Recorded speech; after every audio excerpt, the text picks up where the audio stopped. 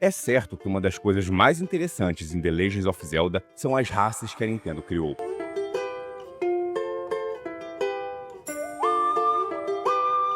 Todas exóticas e diferenciadas, mas que você pode sentir características próximas a nós, o espectador. E hoje eu vou falar de uma raça que desce uma ladeira a 100 km por hora, come pedra no café da manhã e são super tribais, mas se o indivíduo consegue chegar neles, se torna um irmão.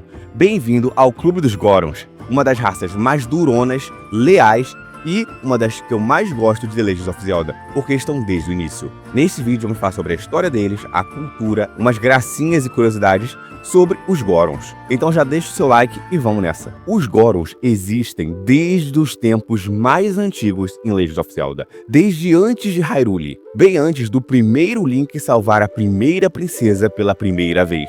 Eles são um dos povos da superfície que lutaram ao lado da deusa Hylia em defesa do legado das deusas contra o temível demônio Demise. Lá no primeiro jogo da linha cronológica Skyward Sword, que eu já fiz um vídeo nesse canal. E desde o início, a Nintendo já mostra que os Gorons são uma raça de briga. Ao lado das tribos robóticas tecnológicas, os guerreiros aquáticos, os Mogmas e os seres da floresta, os Gorons estavam lá. Ou melhor, os antepassados dos Gorons. A Nintendo deixa bem claro dizendo que essa raça é ancestral dos Gorons, mas não deixa claro o nome da raça propositalmente.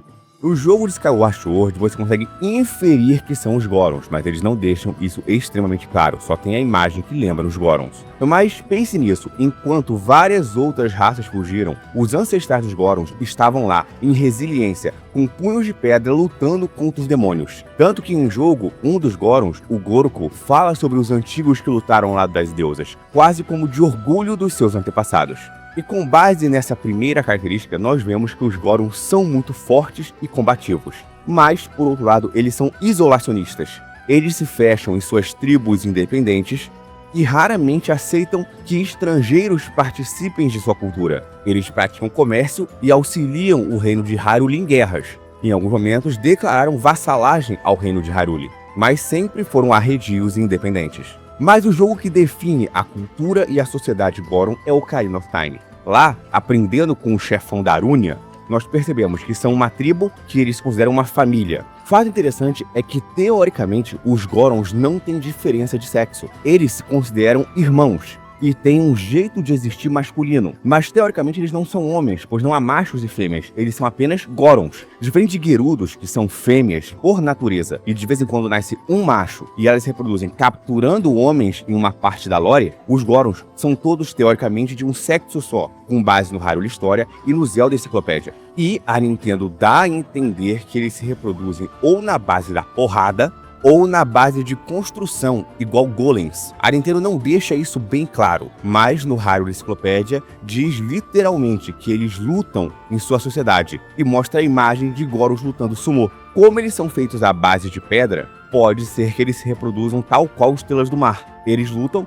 partes deles quebram, essa parte quebrada regenera e da parte que foi quebrada gera-se um novo Goron. Isso explicaria porque eles se chamam de irmãos, porque teoricamente eles seriam como estrelas do mar. Mas a Nintendo não deixa isso claro, isso é uma inferência com base no Hyrule História e na cultura dos Gorons, mas faria todo sentido. E o Ocarina of Time, por meio do Darunia e nos livros, deixa-se claro que eles comem pedras e vivem em locais quentes como os vulcões, pois o frio literalmente os congela. A fraqueza dos Gorons vem do frio e a força vem do calor.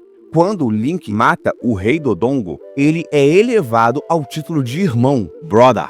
E mesmo depois de adulto, ele ainda continua tendo livre acesso à tribo dos Gorons. Então o conceito de brother, de irmão, não é só de sangue ou de vínculo, e sim de conquista. Quanto às características físicas, o Zelda Enciclopédia fala sobre eles. A maioria dos Gorons tem 4 dentes na parte superior da boca, 2 na parte inferior. As pernas geralmente são mais curtas do que os braços. Isso facilita que eles entrem em formato de bola e possam rolar, assim como uma pedra deslizando na montanha. Eles não têm orelhas, apenas pequenos buracos para captar o som, mas a maior parte do som que eles captam vem de vibração. Apenas uma parte do corpo teoricamente pode ter cabelo, que é acima da cabeça e na barba. Tanto que os Gorons anciãos fazem tranças nas barbas como um status de poder, pois a barba cresce muito devagar. Inclusive, é incomum Gorons rasparem ou cortarem a barba, porque é algo que demora muito para crescer. É como se fosse um símbolo de envelhecimento, de maturação, de sabedoria e idade. E o que eu acho mais legal é que a Nintendo evolui a sociedade. Em Ocarina of Time, os Gorons ainda são mais tribais, tecnologia muito mais rústica, excelentes ferreiros e armeiros, mas corta para Twilight Princess e a coisa fica mais industrial. Eles se tornam mineiros, tendo fábricas de produção, mineração, trilhos, equipamentos tecnológicos. Você vê o desenvolvimento tecnológico dos Gorons. Os Gorons, no intervalo de Ocarina of Time a Twilight Princess, na linha do herói criança, evoluíram muito mais tecnologicamente do que os Hylianos. Os Hylianos estavam na Idade Média e continuaram na Idade Média, entrando na Idade Moderna. Já os Gorons saíram da Idade da Pedra para uma incipiente Idade Industrial. E se você considerar que Breath of the Wild e Tears estão na mesma linha temporal, e sim, tem essa controvérsia. Já falei no vídeo da timeline que tanto no site da Nintendo dos Estados Unidos quanto da Nintendo do Japão, Tears e Breath aparecem com uma linha traçada, como se fosse uma quebra da continuidade. Todos os jogos de Zelda são interligados, você vê as linhas ligando no site oficial da Nintendo, menos Breath e Tears. Ou eles são muito depois, há tanto tempo que nem mais faz mais sentido ligar, como a Nintendo dizia, ou a Nintendo pode querer criar eles em separado, como um outro universo ou multiverso. Não vou dar resposta disso aqui, só estou dizendo que no final de Breath, você consegue ver que a tecnologia dos Gorons avançou muito. Eles têm grandes ferrovias e uma cidade relativamente modesta, mas avançada tecnologicamente. E isso na linha do herói criança. Na linha do herói derrotado é o contrário, você vê a decadência de todas as sociedades hylianas. O próprio reino de Hyrule entra numa era das trevas. Os Gorons aos poucos vão desaparecendo. E na linha do herói adulto, quando Hyrule é inundada, pouquíssimos Goron restam e não sobra nada de sua sociedade. Eu gosto da linha do herói adulto que eu penso com Apocalipse. É literalmente o fim da Hyrule que conhecemos e uma criação de algo novo completamente diferente, inclusive em Spirit Tracks. Mas vou falar mais sobre a linha do herói adulto depois. Fato é que os Gorons são a sociedade mais consistente nos jogos de Zelda. Os Horas mudam de cor, eles degeneram, eles caem em decadência na linha do herói derrotado e viram inimigos. E na linha do herói adulto, teoricamente, uma parte dos Horas evoluiu para os ritos. Não todos, teve uma separação de espécie. Os Gorons não, eles são sempre resilientes, eles são sempre a mesma espécie.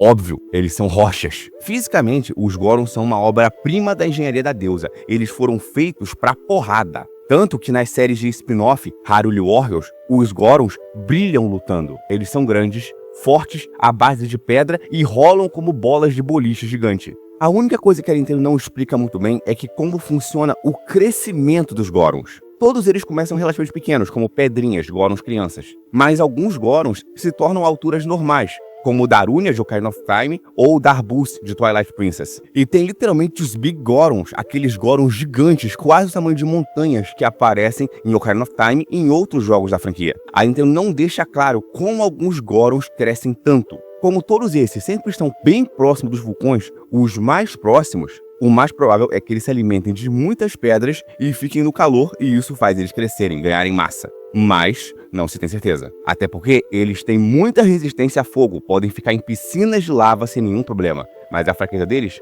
Água. Eles não nadam, eles afundam na água. Eles podem até ficar um tempo lá, mas se eles não saírem para respirar, eles morrem. O que eu acho mais interessante é a cultura deles de combate. Contra os inimigos, eles lutam com os punhos, com armas, mas na sua própria sociedade, a forma correta de resolver os problemas é na luta de sumô. Uma forma de não ferir o combatente. Eles não batem, eles não socam, eles se derrubam e se jogam para fora do ringue. Até nesse momento, o conceito fraternal deles se mantém. Outra coisa maneira é que a maioria dos Gorons, conforme envelhece muito, eles ficam encurvados. E parece que literalmente é uma erosão natural, igual a pedra, que ela vai sendo raspada com a natureza e ela fica meio reta, ela não fica mais proeminente, ela fica curvada. Eu acho isso uma característica muito interessante. Os Gorons também são a raça que mais aparece em Zelda, com exceção dos Hylianos. Eles só não aparecem mesmo na linha do herói derrotado. Eles só aparecem em 2 jogos. E isso tem explicação em lore. A sociedade deles, na linha do herói derrotado, está entrando em colapso. Porque, abrindo um parêntese, a linha do herói criança é a única linha que as coisas realmente ficam bem. A linha do herói derrotado, tudo vai piorando ao longo dos Zeldas, você consegue ver isso. E na linha do herói adulto, não é que as coisas vão piorando, elas vão mudando. vai se tornando um novo mundo, um novo caminho. Mas isso é chave para outro vídeo, um vídeo que eu falarei as diferenças filosóficas e ontológicas do porquê a Nintendo dividiu em 3 linhas do tempo. Você consegue sentir isso. Um mundo decadente, um mundo persistente e um mundo em mudança. Tenho certeza que a Nintendo usou este conceito. Se você gostou desse vídeo resumido sobre a cultura, característica, sociedade dos Gorons, inscreva-se, curta e vire membro. Esse canal finalmente desbloqueou membros e eu estou pensando em fazer vídeos exclusivos para membros para a gente conversar e lives. Se você quiser ajudar o meu trabalho, desse humilde professor de história que fala de Zelda e de outros conteúdos por hobby, ajudaria demais. Obrigado, até a próxima e aqui é o Arauto.